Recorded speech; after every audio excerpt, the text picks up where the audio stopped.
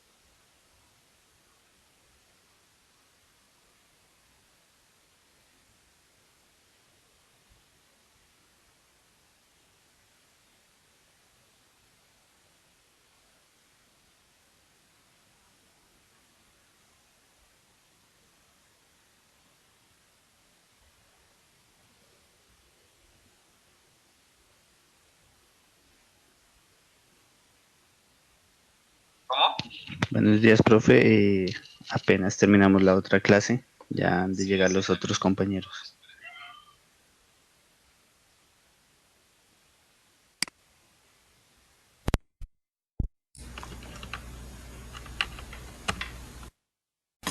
Listo, Fabián.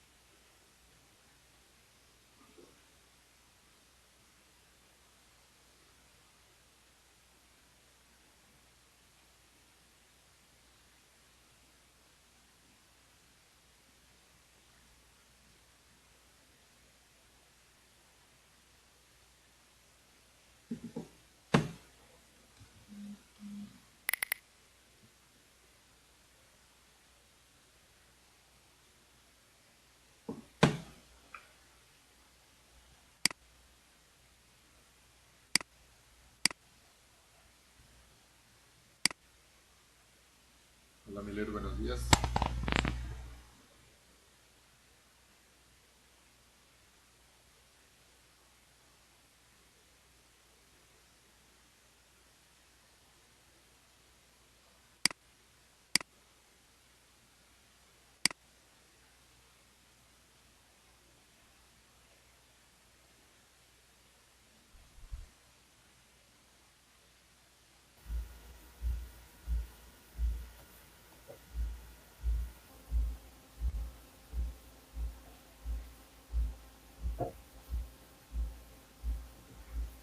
De pronto los dos compañeros que se conectaron ahorita para que porfa coloquen el nombre. Los tres compañeros. Darwin.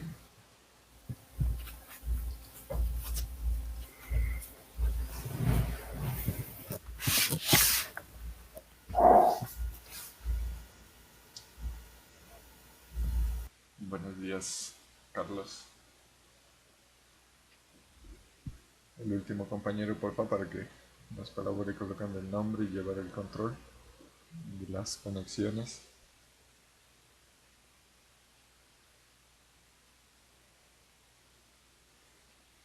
Cristian.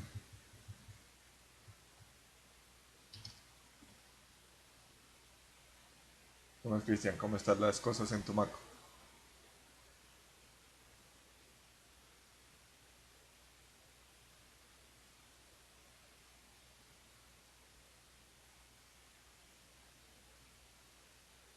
¿Están sin palabras?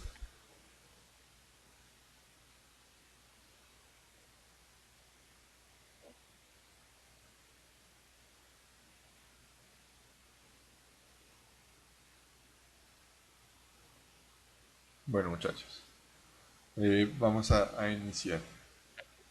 Qué bueno, Cristian, me alegra mucho. Eh, Verán, en el comunicado que yo les compartí el día de ayer, que salió antesito de Semana Santa, ahí nos establecen las fechas de carga de notas. Entonces nosotros debemos cargar las notas hasta el día 20 de este mes, es el próximo lunes. ¿Listo? Nosotros afortunadamente pues habíamos alcanzado a hacer todas las actividades evaluativas que teníamos. Sin embargo, con el último examen nos había ido un poquito mal. Entonces, debido a eso, habíamos planteado una recuperación de esa actividad evaluativa. Y en efecto, pues esta semana vamos a realizar esa actividad. ¿Listo? Pero el examen va a ser un taller, es decir, el taller ustedes lo van a desarrollar eh, cada uno pues en sus casas, sin copiarse obviamente, y ese taller lo van a subir a la plataforma máxima hasta el día viernes. El próximo jueves vamos a hacer resolución de dudas sobre el taller. ¿Listo?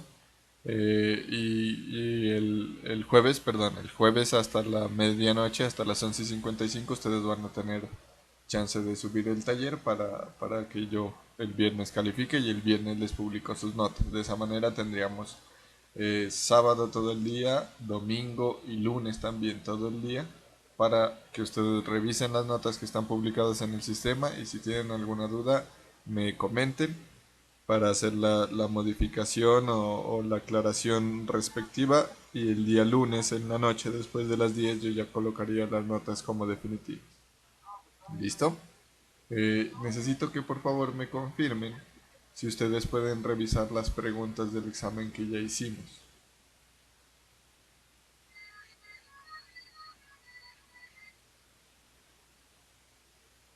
De pronto el último estudiante que se conectó para que por favor nos coloque el nombre. Y necesito eso, muchachos, que por favor me confirmen si ustedes pueden Profe, visualizar las... profe, Sí. una preguntita. ¿Pero este taller qué le digo, es para todos o solo para los que quieran subir de nota en el parcial? Pues para yo considero que lo deberían hacer todos, porque las notas pues estaban bajitas. Algunos sí aprobaron, los demás no. Pero igual pues si no quieren hacerlo, no tengo inconveniente. Profe, yo tengo un inconveniente. Es que yo no me encuentro en la ciudad de Pasto, yo me encuentro en la veredita donde yo vivo y yo no tengo pues conexión acá buena, buena. Entonces yo no pude conectarme para subir el último taller, creo que era de lo que son la historia, creo Ah, que era ya. de los sistemas operativos. Sí, Darwin, no hay ¿De problema. Windows? Igual esas actividades que hemos hecho desde que retomamos por medio de estas herramientas, esas van para el segundo corto. No hay problema, Darwin, todavía la puedes subir. Listo, no hay inconveniente. Eso es algo que debemos tener en cuenta, que a veces pues la conexión no es la más estable. Y por esa misma razón, pues el examen sería en modo taller, porque pues si nos proponemos hacer un cuestionario y que lo desarrollen en las 2 horas que tenemos de clase, de pronto algunos no logran conectarse o tienen un internet que no tiene mucha velocidad o algo así. Entonces, así ustedes, hoy dejamos planteando el taller. El jueves resolvemos las dudas que surjan del desarrollo del taller. Y el viernes pues yo ya califico y tendría sus calificaciones. ¿Listo? Vale, profe, gracias. Vale, Darwin, con Profe, mucho gusto. una pregunta. Dime. Eh, Bueno, en cuanto al taller parcial, usted mencionaba que hay unos que aprueban. Nosotros, profe, ¿qué posibilidad tenemos de poder ver, o sea, las notas o si ya están en el Moodle con los talleres anteriormente entregados, o cómo es que, o las notas pues que usted tiene registradas pues, para visualizarlas también, no Sí, sé. Elkin. En Moodle yo en la semana anterior les publiqué todas las calificaciones de cada actividad con la correspondiente retroalimentación. Entonces ahí ustedes pueden mirar las calificaciones y también pueden mirar la calificación pues del examen, porque yo les comentaba cuando retomamos con la virtualidad, les comentaba que yo hice una revisión del último punto, que era una pregunta abierta, entonces yo tenía un patrón y a veces el patrón pues no, no se adecuaba a las opciones de respuesta que ustedes colocaron. Entonces yo hice una revisión de ese punto para aportar en algo, rescatar algo de lo que ustedes habían escrito en el taller, en el examen. Entonces esa pues también le pueden echar un ojito. Yo les recomiendo, igual el taller no es complejo. Les recomiendo a los estudiantes que aprobaron y que quieren subir su calificación también que lo desarrollen. ¿Listo? A los que perdieron sí prácticamente que es obligatorio que lo hagan porque si no pues les baja mucho esa nota. ¿Listo?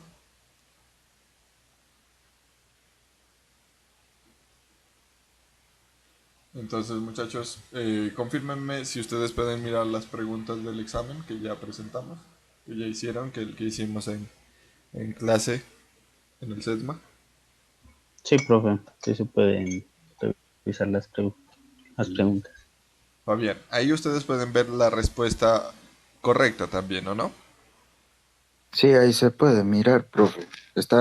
Pues se está revisando ahí y sí se mira cuáles son las que usted marcó bien, dijeron, las que están mal. Sí, Perfecto. puede ver. Aún no le he dicho, pues ahorita estamos estableciendo. Entonces verán, la actividad consiste en lo siguiente. Eh, el examen, vamos a tomar el mismo examen que ya hicimos, como esta es una actividad de recuperación, es un taller examen.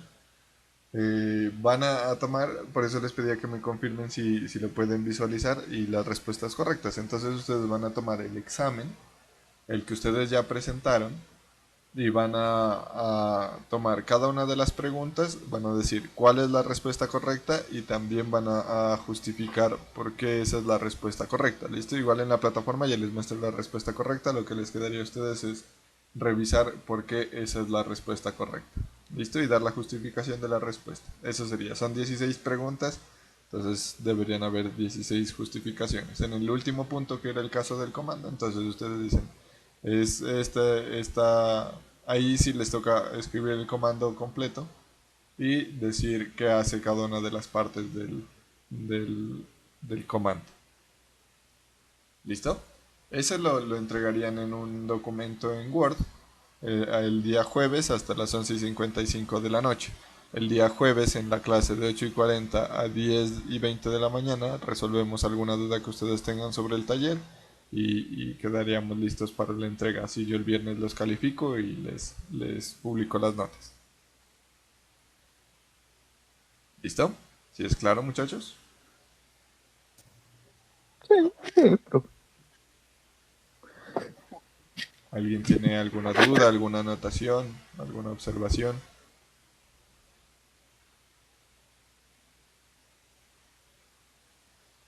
¿No?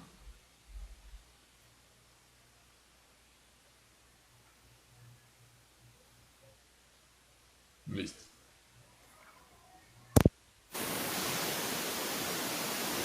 Cristian, ¿nos vas a comentar algo? No. Ok. Listo, entonces así quedaría nuestra actividad evaluativa pues, la recuperación de este corte. Yo el día viernes en la noche les publico las calificaciones en el sistema, ustedes las revisan, miran si les cuadran las cuentas o no. Y si no les cuadran, pues me escriben. Si tienen alguna anotación de alguna calificación, me comentan y hacemos la revisión y si es necesario la modificación. ¿Listo? Entonces, así quedaríamos para esta semana. Bueno, nosotros habíamos iniciado, muchachos, para continuar con el desarrollo de la temática, habíamos iniciado a trabajar sobre los sistemas operativos, en especial con Windows y Windows Server. Nosotros habíamos visto las características de Windows 7, las vimos así de forma rápida. Y dijimos que nos íbamos a enfocar en las características de Windows Server, puesto que es un sistema operativo que poco lo han tenido cerca ustedes. Entonces, hoy vamos a hacer un ejercicio que corresponde también con esa actividad de la hoja de vida de un equipo, que la tenemos por acá.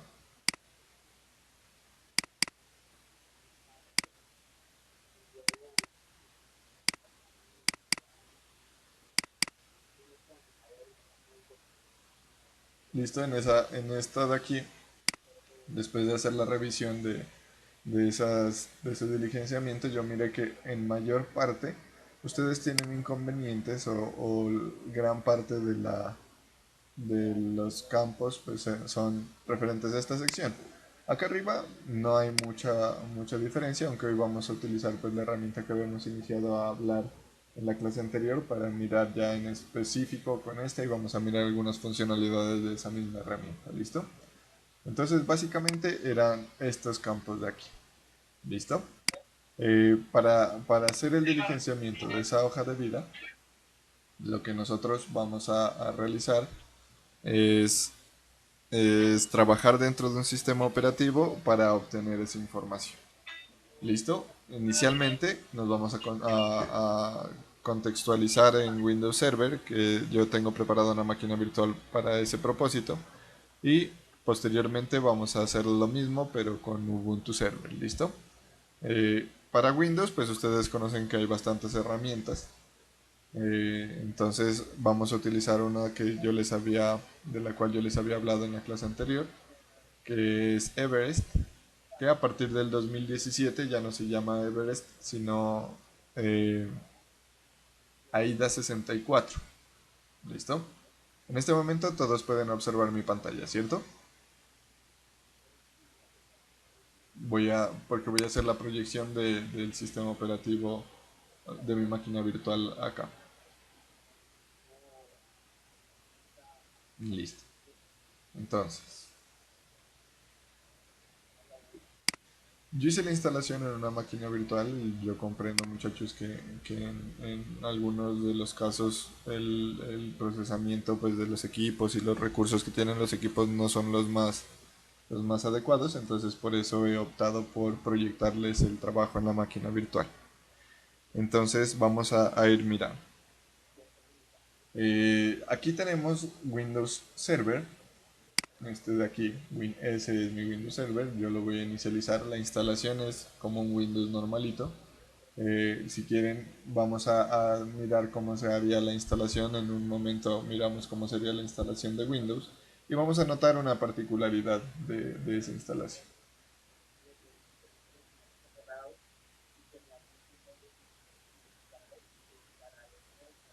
Listo. Entonces, aquí nosotros vamos a iniciar nuestro sistema operativo y vamos a iniciar a visualizar algunas diferencias de los Windows normales. ¿Listo? Para eso pues vamos a participar con ustedes. Este no es.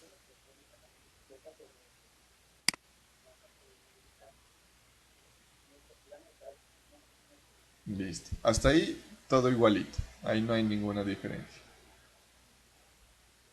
Obviamente luego ya cuando tengamos la oportunidad de hacer la parte práctica, que como yo les comentaba en la clase anterior, vamos a tener el chance de realizar el complemento a estas sesiones, porque la práctica pues no se puede dejar de lado, entonces en el complemento vamos a trabajar ese tipo de cosas.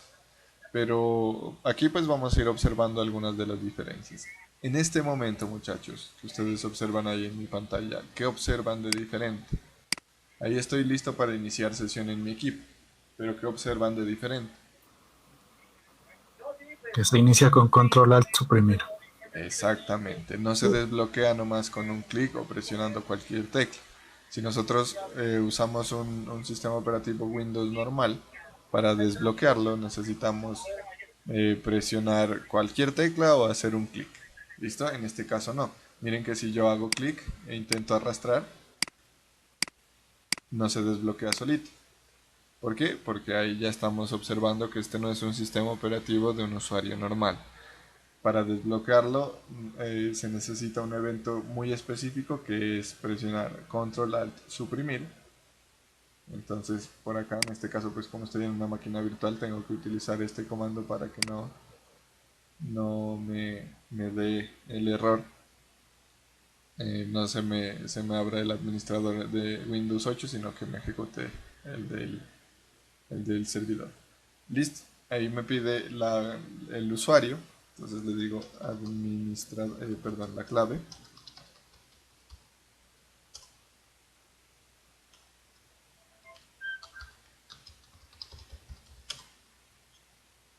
Y ahorita vamos a observar otra diferencia del sistema operativo. Listo, en este momento pues está iniciando.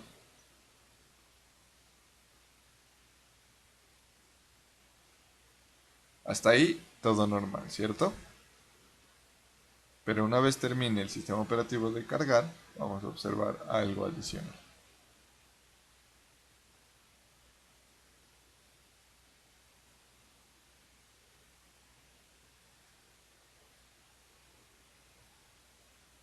Ténganme un poquito de paciencia al compu que ustedes entenderán que tengo Excel, tengo el VirtualBox, tengo el navegador, la cámara activa.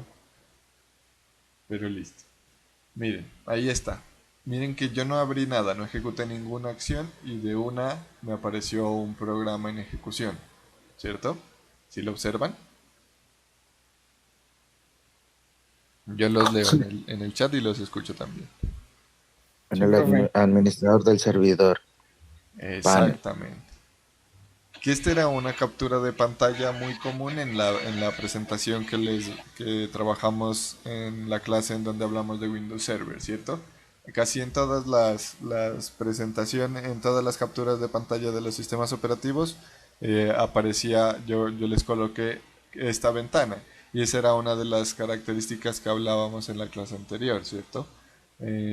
Que este es una herramienta para administrar todo lo correspondiente a nuestro servidor. En este momento, esta se abre solita y aquí me va a mostrar información sobre mi servidor. Miren que estaba en rojo al principio estos dos cuadritos, ¿cierto? Los tres estaban en rojo, ahora solamente me aparece estos dos en rojo. Y esos rojos me indican alertas sobre mi servidor. Miren que hay tres clasificaciones. Dice servicios de archivos y de almacenamiento, servidor local y todos los servidores. Dice porque este sistema operativo puede manejar diferentes servidores. Es decir, que tiene capacidad para hacer diferentes elementos.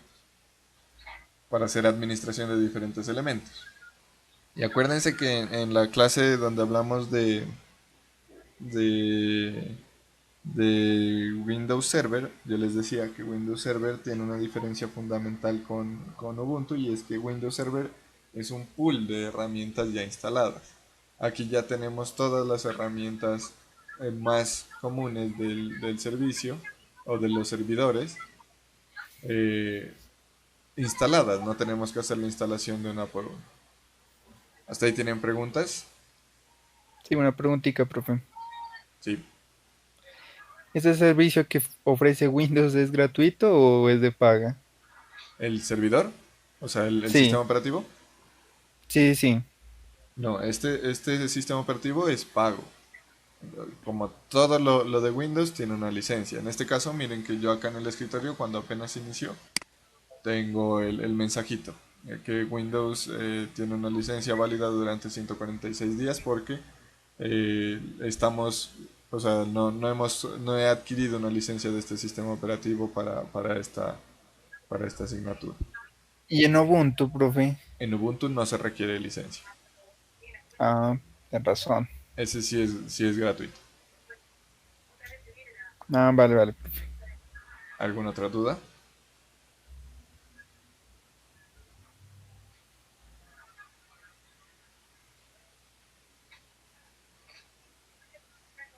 ¿No? Listo. Profe, respecto a la, ¿qué? Al tamaño por así decirlo, de la imagen de la instalación, ¿es muy grande o es casi parecida al sistema operativo normal? Es casi parecida al sistema operativo normal. Ahora igual, antesito de terminar la clase, yo les voy a mostrar cómo es la instalación y unas particularidades que ya las nombrábamos en las diapositivas. Y ahí les muestro la imagen y también pues si ustedes quieren, se las puedo compartir. Pesa creo que poco menos de 5 gigas, pero no es muy pesada tampoco. Listo, entonces aquí miren, nosotros tenemos unos eventos, unas alertas y aquí me dice qué tipo de evento es. Tengo un evento y aquí me dice la información de ese evento. Entonces dice que aquí tenemos un warning que es de tipo crítico, que tiene un ID 41 y aquí ya vamos posteriormente a analizar de qué se trata. Dice que este se produjo el 13 de este mes. Entonces el origen es en el kernel. Entonces miren que ahí ya vamos mirando algunos errores. Él nos va diciendo, nos va dando información del comportamiento del servidor. Acá en servicios tenemos dos warnings, dos errores. Entonces dice el nombre del error es el administrador de mapas descargados y el servicio de Google Update que están detenidos. Miren, el estado es detenido, entonces él me inicia a dar alertas. Eh, Acá en los errores de todos los servidores, esta es del servidor 1. Entonces acá en los errores de todos los servidores ya me aparece el consolidado, perdón. El consolidado de todos los errores, que en esencia son los mismos porque solamente estamos administrando un servidor. ¿Listo? Entonces aquí miren que están los, los errores, los mismos que tenemos allí. Entonces esa es una de las diferencias fundamentales de Windows Server versus el Windows normal. Y acá nos da una serie de herramientas de administración. Entonces miren que aquí el primer punto nos dice configurar este servidor local, puesto que la instalación yo la hice hace como 3 semanas. Me permite agregar roles y características, agregar otros servidores para administrar, crear un grupo de servidores, conectarme a este servidor o servicios de la nube, conectar este servidor a servicios de la nube, al Microsoft Azure que hablábamos nosotros en la clase anterior. Aquí nosotros podemos habilitar características. Como les comentaba hace un ratico, Windows Server es un conjunto de herramientas que ya vienen instaladas, ya vienen dentro del sistema operativo, que algunas vienen deshabilitadas. Entonces, cuando necesitamos habilitarlos, no es que debamos ir a buscar el instalador e instalarlo, sino que por aquí hacemos la administración de habilitación o deshabilitación de alguna de las herramientas, que ya lo vamos a hacer en próximos encuentros. Y aquí es donde nosotros vamos a hacer, ya luego el servidor solito se encarga de hacer la descarga correspondiente. Las versiones de los frameworks y todo eso se hace a través de este administrador. ¿Listo? Y acá vamos a observar otra diferencia, ya voy a cerrar este administrador. ¿Listo? Ah, bueno, acá hay 3 pestañitas que nos dan en detalle esta información que está aquí. Miren, esto es como un resumen para que cuando el servidor arranca, nosotros lo miremos y estemos atentos de cada cosa. Pero acá nos va a mostrar en detalle cada uno de esos elementos. Entonces miren, el servidor local nos dice el nombre del equipo, el grupo de trabajo, nos da unas características de esos elementos, el ID del producto, todo eso. ¿Listo? Y nos va dando información más detallada y acá ya vienen los eventos. Entonces la primera sección es la sección de propiedades, en la cual están un resumen de las características que tiene el servidor. Y en la sección de eventos nosotros encontramos los diferentes errores o los diferentes warnings que han aparecido. Miren que aquí tenemos warning del 13, o sea de ayer, y aquí tenemos los diferentes errores. Al seleccionar cada uno de los errores, pues él nos va dando un detalle. Miren aquí, por ejemplo, el detalle de este error con ID 1014 dice: se agotó el tiempo de espera para la resolución del nombre time.windows.com después de que ninguno de los servidores DNS configurados respondiese. Eso quiere decir que él intentó hacer la actualización de la hora, pero en ese momento el servidor no tenía internet, por lo tanto no se pudo conectar a esta dirección. Ustedes saben que con Windows podemos hacer la actualización y la sincronización de la hora y fecha con un servidor que está en internet que se accede a través de ese dominio, de time.windows.com. Entonces ahí él me va haciendo el registro de cada uno de los eventos que suceden. Si miramos este error, dice el cierre anterior del sistema a las 11 am resultó inesperado. Quiere decir que a esta hora se apagó el servidor sin saber por qué, sin tener una causa. Entonces también él nos va llevando un control de eso, porque eso es importante para llevar una estadística del servicio, del servidor como tal. Otro de los errores, miren, dice se reinició el sistema sin apagarlo. Limpie limpiamente primero. Este error puede producirse si el sistema dejó de responder, se bloqueó o se interrumpió el suministro eléctrico de forma inesperada. Eso es porque yo el día de ayer cerré la máquina virtual y le di a apagar como suspensión de corriente. Y ahora podemos hacer esa prueba y miramos que él nos va llevando un control de cada uno de los sucesos, porque eso es importante para el administrador. Y por acá tenemos otra sección de servicios en la cual nos muestra los diferentes servicios que tenemos habilitados hasta el momento. Entonces dice servicio de detección automática de proxy, ya hablamos en la clase anterior del proxy, de lo que es un proxy. Este servicio Concept UX, host de sistemas de diagnóstico, administrador de configuración, y aquí aparecen todos los servicios. Cada uno de los servicios que hacen que nuestro computador funcione, el cliente DNS, el programador de tareas, todo, absolutamente todo. Miren, el inicio de sesión, todo eso está habilitado desde aquí.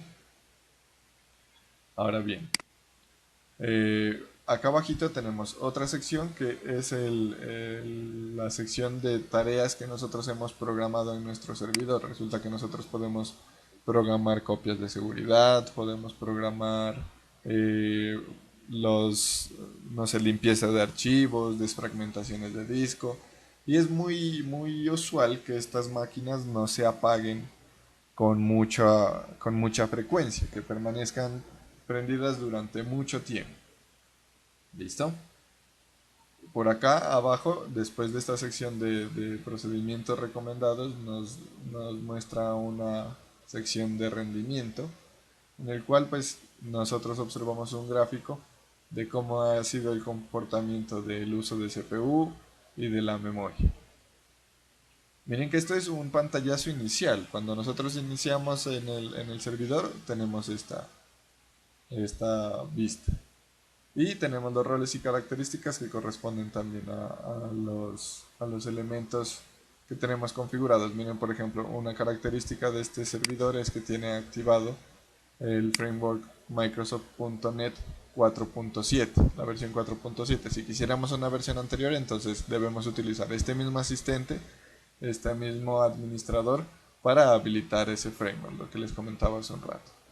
Tenemos las diferentes características habilitadas para el servidor. En todos los servidores nos va a mostrar lo mismo, pero ya con el grupo de servidores que tengamos. Nosotros podemos usar este mismo administrador para administrar varios servidores. Entonces nos muestra el servidor, acá nos muestra los eventos, los servicios, el analizador de tareas, el rendimiento para cada uno de los servidores. Aquí ya nos muestra para todos los que tenemos. Y acá nos muestra en específico el servidor de archivos, porque el sistema operativo implementa un servidor de archivos y también nos muestra la información respecto a eso. Aquí nos muestra los discos o las particiones que nosotros tenemos habilitados en nuestro servidor de archivos, y nos va mostrando información, por ejemplo, de cada unidad. Aquí seleccionamos esto de aquí, este volumen reservado, y miren que aquí me dice asignado 100%, total 20 GB asignado, y está en línea, quiere decir que es una unidad que permite ahorita hacer la publicación y el cargue de archivos. Y lo mismo con el disco local C.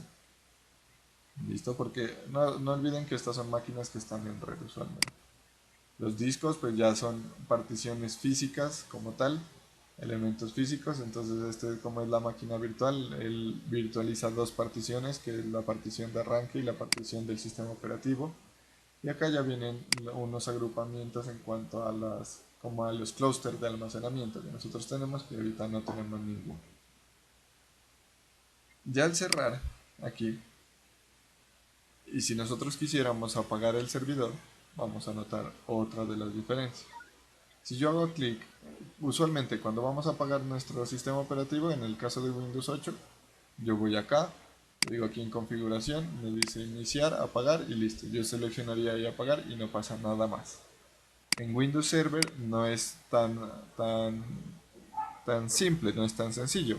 Por lo que les decía, no es muy frecuente que estas máquinas, que un servidor se apague, así como nosotros cada vez que terminamos de usar nuestro computador es usual que lo apaguemos.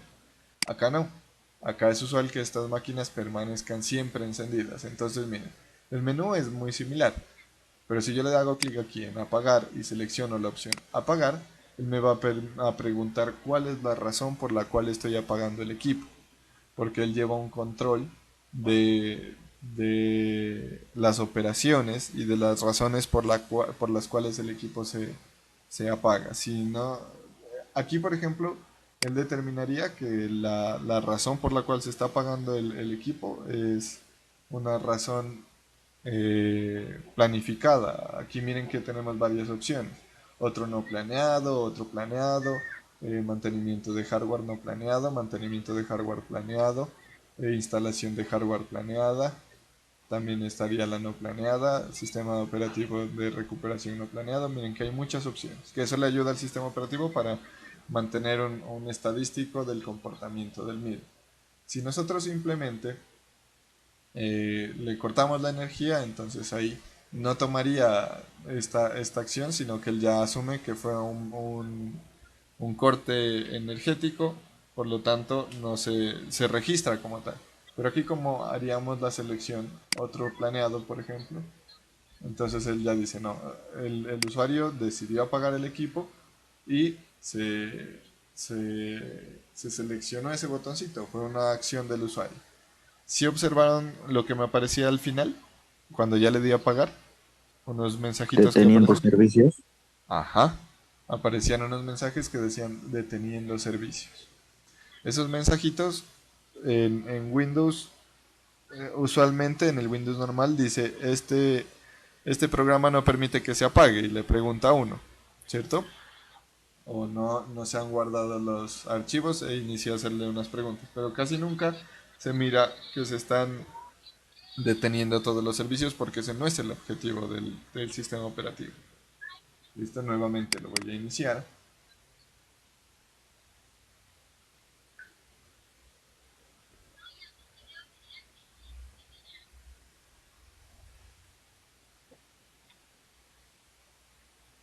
Ahí está arrancando.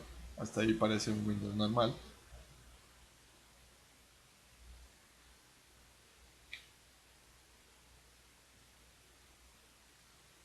Listo, vamos a desbloquearlo.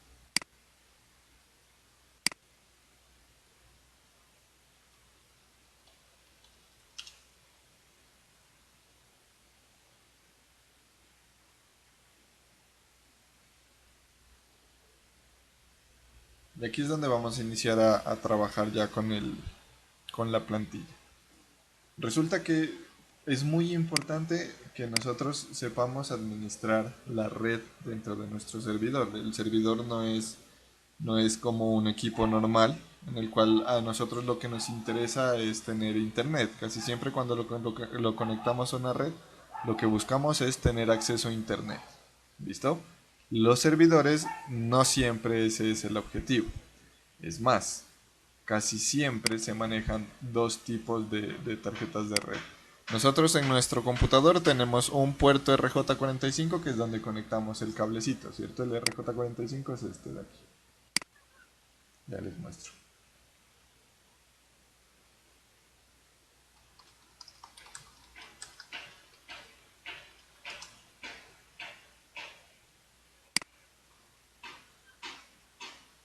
Este es el puerto al que nosotros siempre conectamos nuestro computador. Ahí conectamos nuestro cable con el fin de tener internet. Y cuando usamos este tipo de elementos, por ejemplo este de aquí, es para poder conectar más equipos o poder conectarnos a diferentes cableados. El objetivo en los servidores no es ese, el único objetivo no es tener internet, sino que como el servidor es un elemento en donde varios usuarios van a encontrar recursos, lo que nos interesa es tenerlo en una red. No es lo mismo estar en red que estar conectados a internet. Y es muy frecuente y bastante usual que nosotros en un servidor encontremos varias interfaces de red. Cuando nosotros miramos, aquí lo voy a hacer en Windows, en el Windows normalito, en mi Windows 8. Cuando nosotros entramos al administrador de recursos compartidos, al centro de redes y recursos compartidos y vamos a hacer las configuraciones de los adaptadores, con frecuencia me aparecen dos. En este caso me aparecen otros que son los de VirtualBox. Me aparece el Ethernet de VirtualBox y otro puerto también de VirtualBox que está deshabilitado, que este creo que sería para compartir los recursos. Pero en esencia miren que los de mi computador son tres. Este de aquí, esta tarjeta de red Bluetooth, la tarjeta de red Ethernet y la tarjeta de red Wi-Fi. ¿Por qué razón? Porque yo necesito o conectarme a un Wi-Fi o conectarme a una red de internet o conectarme mediante Bluetooth a algún otro dispositivo con Bluetooth. Es muy usual, aquí no sé si en la máquina virtual se hayan identificado varias tarjetas, pero es muy usual que nosotros tengamos dos puertos, más tarjetas de red en el servidor. Porque una tarjeta de red suele estar destinada al público, es decir, destinada a internet, y otra tarjeta de red suele estar destinada al- a la red local. Entonces, cuando nosotros tenemos esas configuraciones, ya estamos hablando de otro tipo de cosas. Eh, los servidores y las redes tienen unas especificaciones y unas características. Resulta que nosotros, para poder tener público nuestro computador, para poder tener visible nuestro equipo desde internet, necesitamos algo que se llaman las IPs públicas, una IP pública. Esa IP pública es una dirección IP que es única en el mundo y que es reconocible en la red de internet. Y otras son las IPs privadas que hacen referencia a las IPs que nos asignan en la red de área local, que casi siempre son las que inician por 192, 168, etc. Yo acá voy a abrir el panel de control.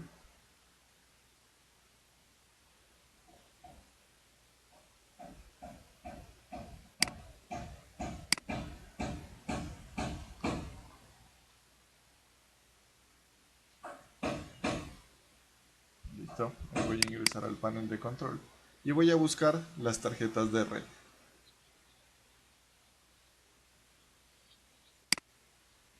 Entonces voy a redes e internet, voy al centro de redes y recursos compartidos, voy aquí a la configuración del adaptador.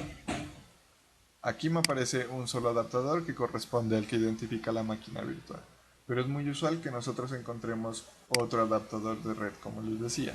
Uno dedicado a la red pública y otro dedicado a la red privada, en el cual podemos tener dos IPs diferentes. Nosotros casi siempre cuando nos conectamos a internet desde nuestro computador personal, lo que hacemos es conectarnos a la red y listo. Y por allá debajo hay un servicio que se llama el servicio de DHCP, de asignación dinámica de IP. Es decir, que nosotros obtenemos una IP que nos asigna el router. Si miramos aquí en mi Windows 8, yo miro la IP que me asigna el router en el Wi-Fi. Y aquí miro que está la IP asignada. Inicialmente me dice que tengo un servidor de DHCP que está en la 192.168.0.1, que es la misma puerta de enlace. Y la IP que yo tengo es la 192.168.0.100. Esto posteriormente ustedes cuando miren redes van a entender que el hecho de que este 0 sea el mismo en todas hace referencia a que estamos en la misma red. Este DNS es la red de la cual yo tengo conectado mi access point. Entonces, esa es una red diferente. ¿Listo? Esas son las direcciones IP locales y uno no las escribe. Si miramos acá en las propiedades de la red, si yo le doy aquí clic derecho en propiedades y voy a mi tarjeta de red y a la configuración del protocolo de IP4, le digo en propiedades y por aquí voy a observar que digo obtener una dirección IP automáticamente. ¿Por qué? Porque nosotros en nuestros equipos no nos interesa que nuestro equipo sea visible o que accedan a nuestro equipo para compartir recursos, mientras que en los servidores sí.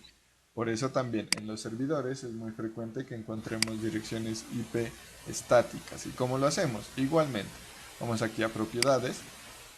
En propiedades también tenemos las tarjetas de red, que en este caso sería la tarjeta de red con versión IP4. Le digo en propiedades y aquí sí es muy usual que encontremos esta dirección IP fija, porque esa dirección IP no debe cambiar, debido a que muchos usuarios van a acceder a este servidor, a estos recursos que están publicados aquí. Entonces yo necesito siempre saber a dónde llegar. Es como si en la universidad nosotros cada vez que entramos nos asignan un turno. Entonces ese turno es el que nos ayuda a identificarnos. Si tuviéramos un turno cada vez que entramos y ese turno indica las calificaciones, entonces como si fuera el código estudiantil, entonces tendríamos un gran descontrol porque cada vez que necesitemos averiguar algo con nuestro código nos tocaría buscar el turno. Esa sería una asignación dinámica. Pero ya tenemos el código estudiantil, que es una asignación estática, entonces ya sabemos cómo podemos consultar. Porque nosotros podemos obtener esos recursos que sabemos cómo están identificados.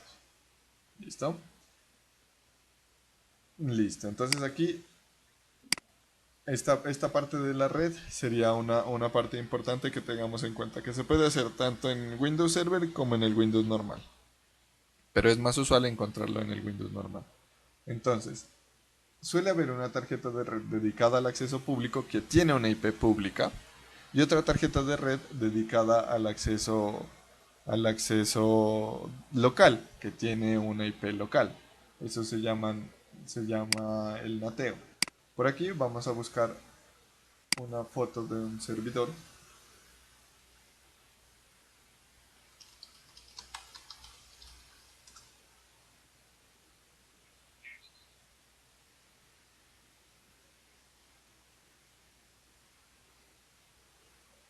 En el cual yo quiero mostrarles una particularidad física que hay. Eso está de aquí. Miren, aquí en esta imagen que estamos mirando, ahí, este es un servidor. Esta es una máquina que se incrusta en un rack. ¿Listo? Y por aquí nosotros vamos a observar unos elementos y hay como unos indicadores, unas banderitas. En este se observa mejor. Eso. Miren que hay un conjunto como de ganchitos que están en color azul. ¿Si los alcanzan a mirar? Estos de aquí. ¿Sí? Sí, Se señor. ven, se ven. Sí, profe. Eso. Y hay otros ganchitos que están en color naranja. Miren estos de aquí. ¿Listo? ¿Qué se imaginan que indican esos colores? El color azul y el color naranja.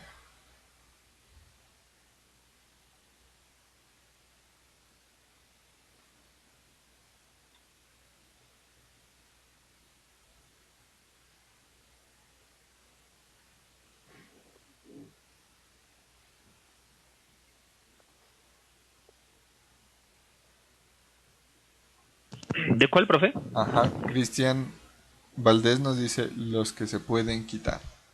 En efecto, Cristian. Esos ganchitos me indican qué se puede quitar en frío y qué se puede quitar en caliente. Ese es un concepto que nosotros tenemos en la administración de servidores. cuando hablamos de quitar en frío y quitar en caliente, hacemos referencia a quitar en frío cuando la máquina está apagada y quitar en caliente es que la máquina está encendida. Es decir, que la máquina sigue trabajando y nosotros podemos hacer modificaciones en hardware. ¿Listo? Entonces, los elementos que están de color azul es que los podemos quitar en cualquier momento. Los elementos que están en color rojo es que no los podemos quitar en cualquier momento, sino que se necesita que el servidor esté apagado. Por lo que les comentaba hace un momento, que el servidor es muy poco frecuente, casi nunca se apaga. Entonces podemos hacer modificaciones en el hardware mientras que el servidor esté encendido. Podemos agregarle discos, podemos agregarle RAM. Miren que los sellitos que estaban acá, los que estaban de color rojo,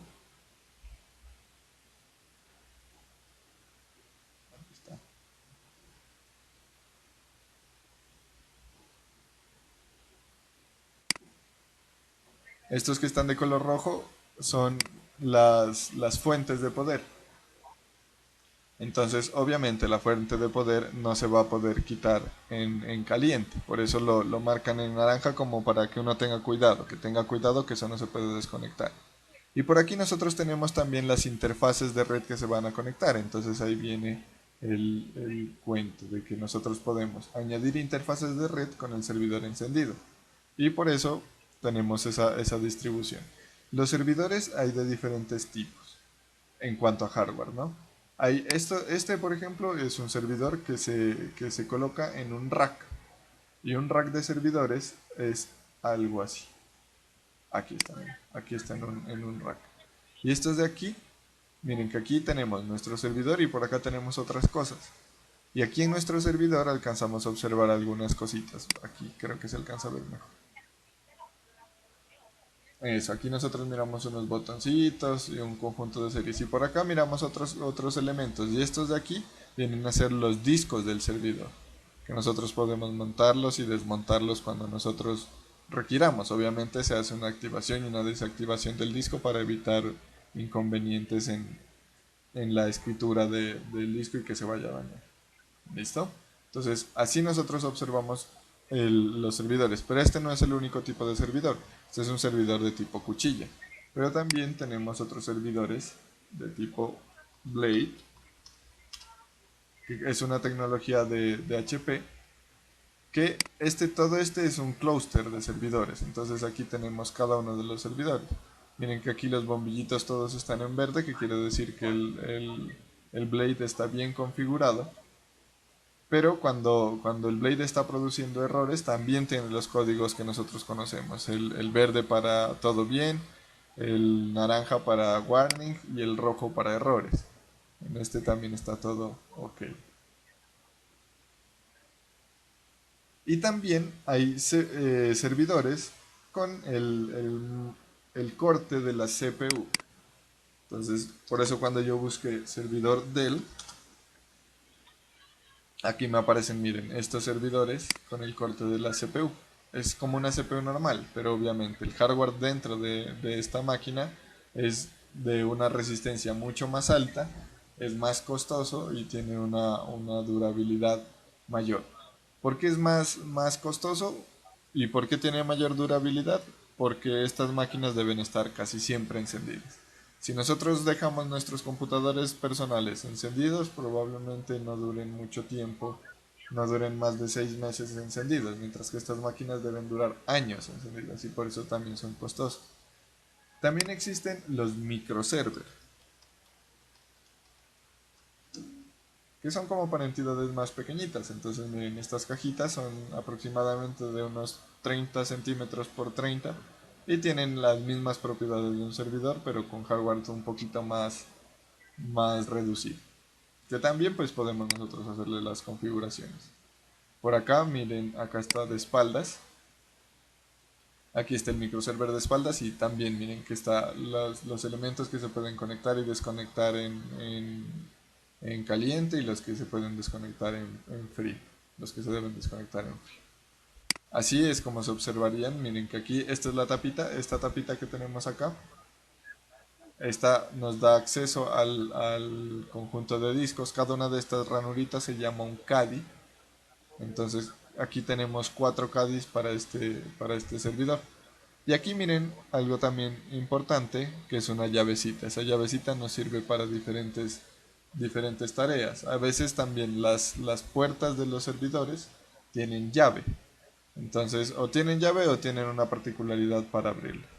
Entonces ahí observamos que desde el hardware el sistema operativo es más protegido. Listo, acá en la máquina virtual pues tenemos nuestra configuración. Por ahora vamos a hacer la instalación del software que les había comentado. Entonces yo les había puesto en la plataforma el enlace en la U virtual.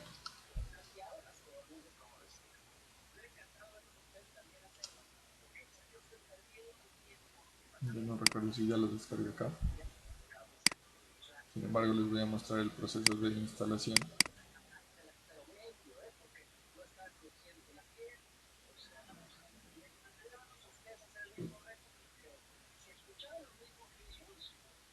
Caliento mi compu y abro varias veces. No lo he descargado. Listo, de igual forma aquí en la plataforma está. Entonces yo les publiqué el enlace.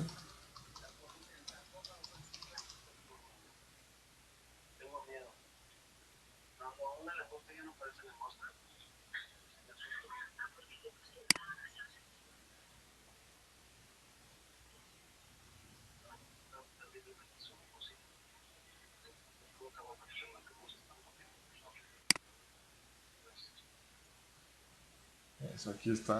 La Baliz es la página oficial de los desarrolladores de Everest, que ahora se llama AIDA64. Entonces aquí vamos a decirle que vamos a descargar el Extreme Edition.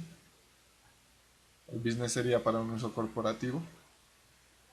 Aquí dentro vamos a encontrar el servidor del cual lo queremos descargar, en este caso desde la principal.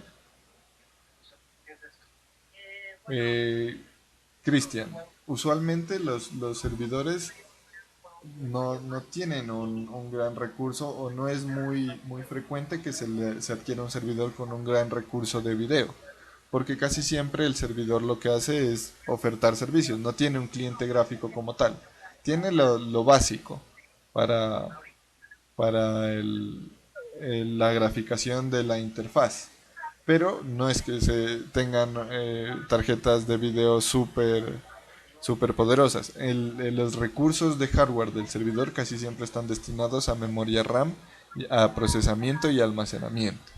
Entonces en ese sentido no tenemos mucha viabilidad de correr un juego con bastante recurso gráfico. ¿Listo? Por la misma característica del servidor. ¿Que se le puede agregar? Sí, se le puede agregar. Pero la característica de un servidor no es que haya un usuario utilizando la interfaz gráfica, sino compartir los recursos. ¿Listo?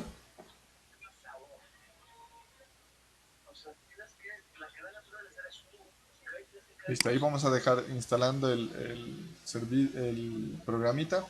Ustedes después ya les había encargado que hagan la instalación. Yo en mi otra máquina virtual ya lo tengo instalado. Listo, él me pregunta el idioma y me pregunta una serie de cosas. Entonces, para ahorrarme ese tiempito de la instalación, voy a ir a la otra máquina virtual. Ahí me va a registrar que se hizo un apagado del servicio. Y en la otra máquina virtual vamos a observar cómo está compuesto este programa.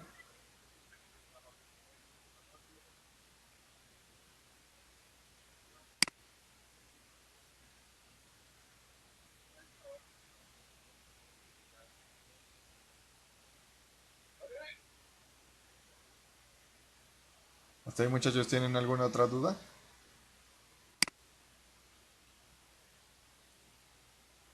¿Alguna observación, Cristian, respecto a lo de los juegos?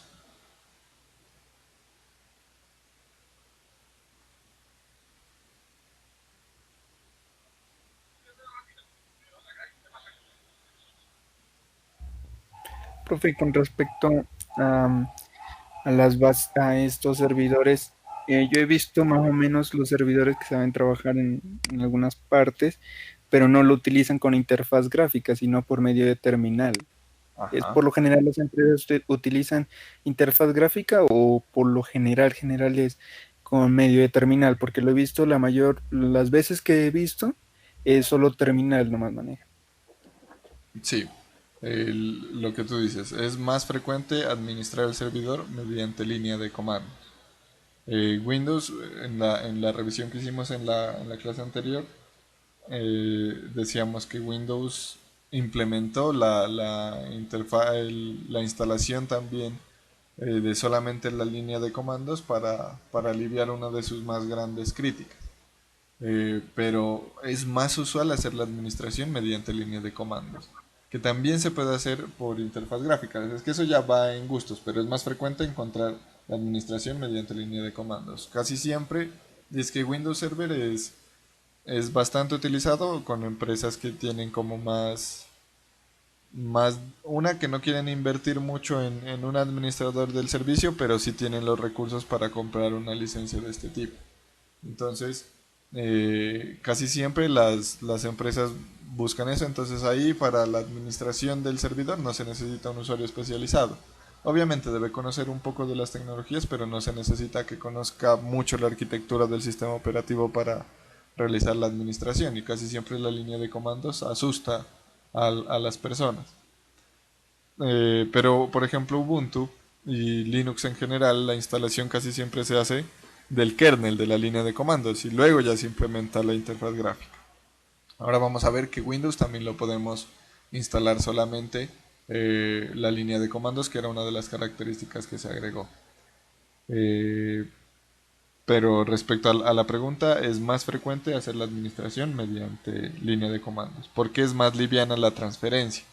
Y y para la conexión y para el control es más rápido porque prácticamente se transmite solamente texto. Listo. Cristian dice, uso Google Colab y me dan 12 GB de video, pero creo que la memoria son diferentes porque el procesador de datos en GPU funciona súper bien. Pero en algunos casos en GPS son GPS para calcular. Bueno, una de las características de la memoria de video, de las tarjetas de video, es la capacidad, ¿no? Pero también la velocidad de procesamiento. Es que una tarjeta de video es como un procesador especializado en gráficos. Entonces, la capacidad sí tiene mucho que ver, pero también la velocidad. Entonces, lo que te digo, en los servidores se prioriza la capacidad en RAM, en procesamiento y en almacenamiento. Pero en video casi no. Listo, aunque pues puede que hayan herramientas que oferten al público o puede que hayan servidores especializados en servir juegos, porque uno puede, por ejemplo, los de PlayStation, los de Xbox, ellos tienen un servicio de juegos, entonces de pronto requieran un trabajo de video, pero casi siempre ese trabajo de video se deja al cliente. ¿Listo? Listo por acá, entonces yo voy a iniciar sesión. Profe, Sí. para ese, para esto del servicio de uno pues le presenta el Windows Server, uno también tiene que tener en cuenta pues los riesgos que puede tener, ¿no? O sea, como que un ataque de un virus malicioso, así, ¿no? O cómo se actuaría ahí de acuerdo con el Windows Server. Sí, eso era algo de lo que hablábamos en el último encuentro con los muchachos respecto a los ataques. Resulta que nosotros no debemos tener mucha prevención en los virus con elementos que descargamos ni nada de eso. Porque pues ya se supone que si estamos administrando un servidor sabemos lo que vamos a utilizar. Pero sí existen otro tipo de ataques a los servidores. Por ejemplo, Nixon nombraba uno de los más conocidos que es el ataque de denegación de servicios, que es intentar bloquear el procesador del servidor para que se reinicie y se caiga el servicio. Eh, respecto a eso debemos tener mucho cuidado, o también respecto al secuestro de nuestra máquina, porque hay que tener en cuenta que los servidores son públicos prácticamente. Entonces, si alguien logra acceder a nuestro servicio y cambia las credenciales de acceso o modifica algo, entonces podemos quedar nosotros sin máquina o sin información. No tanto en cuanto a virus, sino en cuanto a ataques. Algo que sucede bastante frecuente es que ingresen a los servidores a robar las bases de datos. Y las bases de datos pues son los insumos más importantes de los sistemas transaccionales, es lo que vale, mejor dicho. Sin base de datos un sistema transaccional casi que no se perdió todo, mejor dicho. Imagínense un sistema de éxito, por ejemplo, que le roben la información de las ventas, se pierde la empresa. Entonces, usualmente se protege uno sobre los ataques, no sobre virus, sino sobre los ataques, porque los virus pues son elementos que uno mismo hace la instalación y uno mismo da el permiso. Pero sí contra el acceso. Contra accesos no permitidos hay que buscar la protección, que se configura el firewall, se configuran también cosas de la red. Por eso es que es usual encontrar dos tarjetas de red, para que lo de internet entre por un solo puerto y el firewall se encarga de hacer la administración. Y lo de red pues ya se trabaja directamente. Así se evita que alguien externo pueda robar información y se va dando permisos a las redes. ¿Listo, Elkin? Bueno, aquí nosotros... Sí, ya entendí. ¿Cómo? Sí, ya entendí, profe, gracias. Vale. Aquí nosotros yo tengo aquí instalado AIDA 64 Extreme, y al ejecutarlo vamos a encontrar que es una herramienta de bastante utilidad. Aquí me muestra una descripción completa de lo que compone una máquina. Entonces aquí este equipo es como un resumen. Aquí está la información de la placa base, qué elementos hay en la placa base en cuanto a CPU, en cuanto a la interfaz gráfica, a la board como tal, las memorias, la BIOS y todos estos elementos que miramos aquí. Nos va mostrando particularidades del sistema operativo, entonces está los procesos, los drivers, servicios, los archivos de multimedia, las DLL que son complementos que nosotros mirábamos cuando hacíamos el task list. Por allá encontrábamos los módulos. ¿Se acuerdan que yo les decía que la mayoría terminaban en DLL, que son precisamente compilados? Certificados, miren que aquí encontramos algo bien importante, que son los certificados, porque los servidores también pueden ofrecer elementos seguros. Por ejemplo, el HTTPS, que nosotros entramos, por ejemplo, a una página web si ingresamos a Mercado Libre.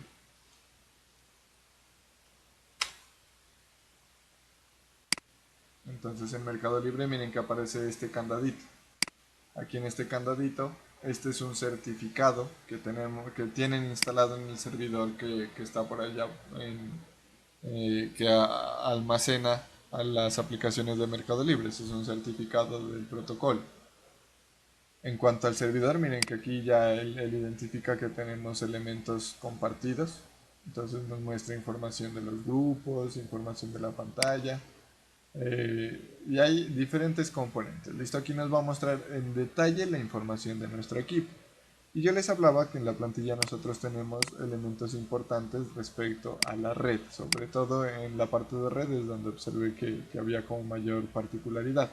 Entonces en nombre del equipo, nosotros por acá podemos encontrar aquí en equipo, hay una sección para el nombre del equipo, y aquí está el nombre del equipo, que casi siempre se tiene el mismo nombre en todos los destinos. Entonces está el nombre para la BIOS, el nombre en el DNS, diferentes propiedades. ¿Listo? Casi siempre el nombre del equipo es el mismo nombre del usuario. ¿Listo? Aunque aquí observamos que nosotros cuando nos logueamos el nombre del usuario era administrador, entonces este nombre del equipo ya hace referencia al servidor. ¿Listo? En nuestros computadores personales suele ser el mismo nombre del equipo, el mismo nombre del usuario. Y aquí en red podemos observar también propiedades de elementos de red, no solo de elementos de software, sino también de hardware. Entonces aquí, por ejemplo, en la red de Windows, él nos dice algunas particularidades. Entonces nos da, miren, el adaptador de red, que sería la tarjeta de red, ¿qué modelo es? En este caso es un Intel, pues está virtualizado. El tipo de interfaz, miren que es Gigabit Ethernet. Y esta es una de las partes más importantes que considero aquí de la plantilla. Resulta que por acá dice, ¿está en red o no está en red? Eso hace referencia a si está conectado o no a alguna red. Y ahí la red pues ya hace referencia dependiendo de la política de la empresa. Puede ser conectado a internet o a la red de la organización. La dirección IP ya nosotros observábamos que tenemos la forma de obtenerla, ¿no? Aquí por ejemplo en el administrador de tareas yo tengo la dirección IP de mi tarjeta de red del Wi-Fi. Aquí en detalles la puedo mirar y mirábamos que era la 192.68.0.100. Que esa sería la IP que nosotros registramos. Y cada tarjeta de red tiene una IP diferente. Miren, esta es la tarjeta de red cableada de mi computador y si yo voy a mirar, perdón, aquí no, en el estado. Si yo voy a mirar en el estado, ni siquiera me habilita porque esta no tiene una asignación. Aquí en el de VirtualBox, ahí observo los detalles de mi tarjeta de red y aquí está la 192.168.56.1. Esa sería la IP de mi máquina, de mi tarjeta de red. Entonces aquí, en, en esta plantilla, obviamente esta es una plantilla para un equipo de uso personal. Para un servidor la hoja de vida es más completa y también ya se las voy a compartir. Pero aquí tendríamos la dirección IP de la tarjeta con la cual está conectado el servidor. Hay que hacer diferencia, ¿no?, entre la tarjeta de red cableada y la tarjeta de red Wi-Fi. Para cada una se puede establecer una dirección IP y esta de aquí, dirección MAC. Aquí es donde hacemos referencia. La dirección MAC es la dirección física. Esa dirección nunca cambia, esa siempre es la misma en la tarjeta de red, ni siquiera en el computador, sino en la tarjeta de red. Cada tarjeta de red tiene una dirección MAC diferente, que no se repite nunca en el mundo, no se repite. ¿Y por qué no se repite? Gracias a la estructuración. Si nosotros miramos aquí, por ejemplo, en estas tarjetas de aquí, la tarjeta Bluetooth tiene una dirección física. ¿Okay?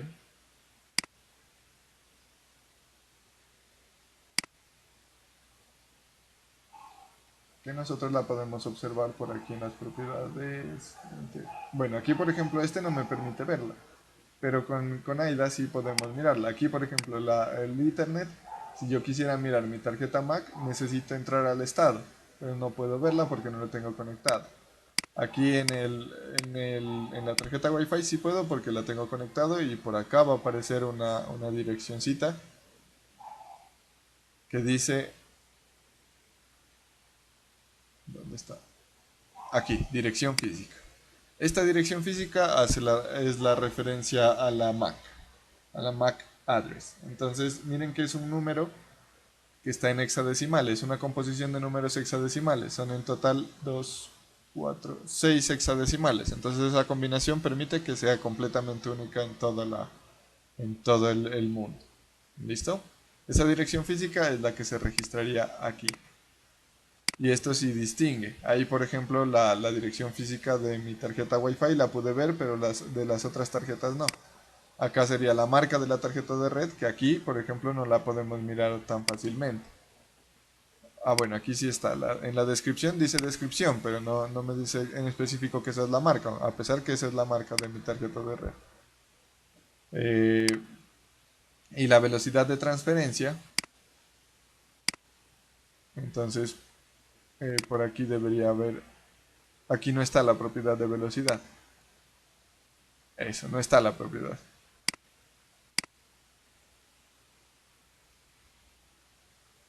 Acá nos dice la velocidad a la cual está transfiriendo en este momento, pero no dice la velocidad, la capacidad en velocidad de transferencia, mientras que ya observando el software AIDA, miren que aquí sí nos dice la velocidad de conexión es hasta 1 GB, hasta 1 GB, la dirección del hardware, que es la misma dirección física, que es la misma MAC.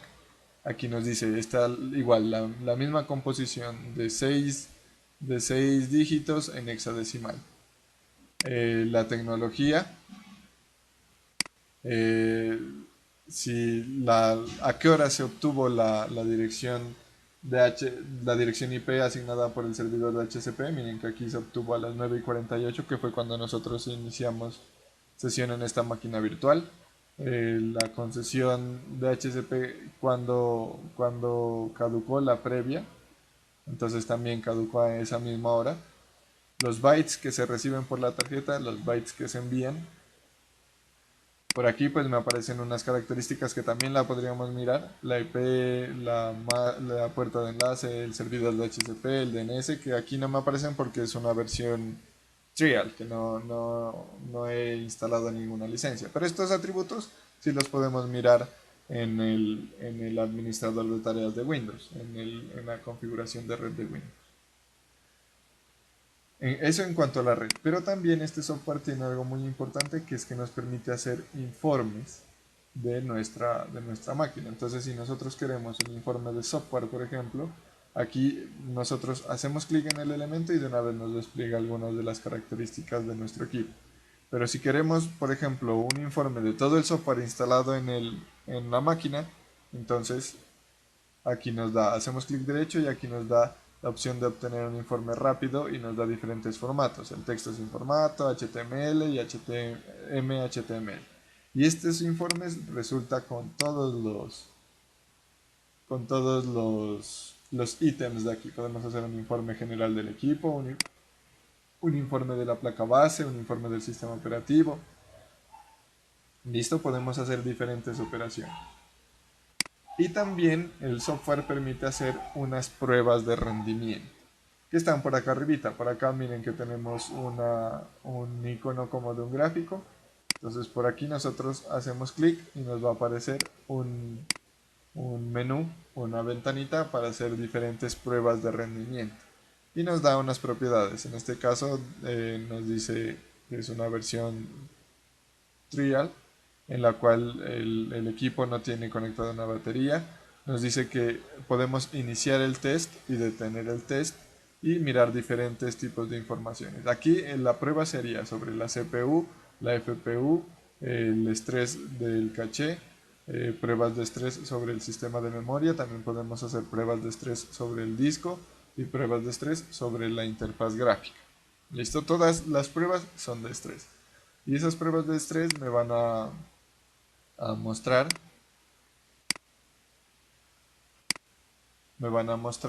o van a ejecutar diferentes testing que me permite a mí evidenciar el comportamiento de la máquina. Si por ahí se me apaga la pantalla o inicia a tener un comportamiento raro, quiere decir que algo está fallando. ¿Listo? Y para eso él nos da diferentes elementos de monitoreo. Entonces aquí monitorearíamos la temperatura, miren que está de 0 a 100 grados para la CPU. Por acá tenemos las revoluciones, entonces las revoluciones por minuto de la escritura y la lectura, los voltajes. Entonces también tenemos, miren, el voltaje de operación de algunos dispositivos como la CPU, los tiempos de reloj, entonces están los megahertz, propiedades que no están muy bien definidas. Entonces aquí podemos ir observando ese tipo de cosas. Para este test es un test que nosotros podemos utilizar del software, que debemos estar siempre en constante monitoreo, porque puede que alguna de las pruebas hagan que el equipo se desestabilice. Como son pruebas de estrés, lo que buscan es mirar la estabilidad de nuestra máquina. ¿Listo? Y por acá también tenemos, por ejemplo aquí en hardware, aquí si miramos los dispositivos físicos, nos va a dar información de cada uno de los dispositivos que tenemos conectados. Y si hubiera uno que no se reconoce, que no tenemos la configuración o el driver instalado, entonces ahí nos va a identificar y nos va a permitir buscar información sobre el dispositivo para que nosotros podamos hacer la instalación. ¿Listo? Esta parte la vamos a estudiar un poquito más, vamos a usar algunos reportes, vamos a poner unos ejemplos de uso de ese tipo de reportes en posteriores encuentros. ¿Listo? Creo que no alcanzamos a hacer la instalación o a visualizar el inicio de la instalación del sistema operativo. ¿Tienen preguntas hasta ahí, muchachos? ¿Está todo claro? Y profe, claro. Listo, entonces vamos a hacer algo, muchachos. Vamos a plantear una tareita que obviamente no es para la próxima clase, porque la próxima clase ya sería la revisión de las dudas que ustedes tengan sobre la evaluación. Pero por ahora, por favor, si tienen oportunidad, instalen la herramienta, la de AIDA 64, instálenla en sus equipos para que posteriormente hagamos un complemento a esa plantilla de hoja de vida, a ver qué otra información podemos sacar. ¿Listo? Y por ahí vamos a hacer un programita también que nos va a permitir generar informes. ¿Listo? Vamos a utilizar la herramienta de AIDA para colocar un caso práctico. ¿Listo? Listo, profe. Listo, muchachos. Entonces, pues queda pendiente que ustedes hagan la instalación e inicien a hacer una pequeña exploración, que igual vamos a explorar este software con mayor detenimiento. En la próxima semana hacemos la visualización de las particularidades en la instalación de Windows Server y también la instalación de Ubuntu Server. Y vamos a iniciar a trabajar pues con la administración de estos servidores. Posteriormente, cuando tengamos oportunidad de hacer las prácticas ya en físico en la universidad, las haremos. ¿Listo? Por hoy, muchachos, si no tienen alguna duda, pues sería todo.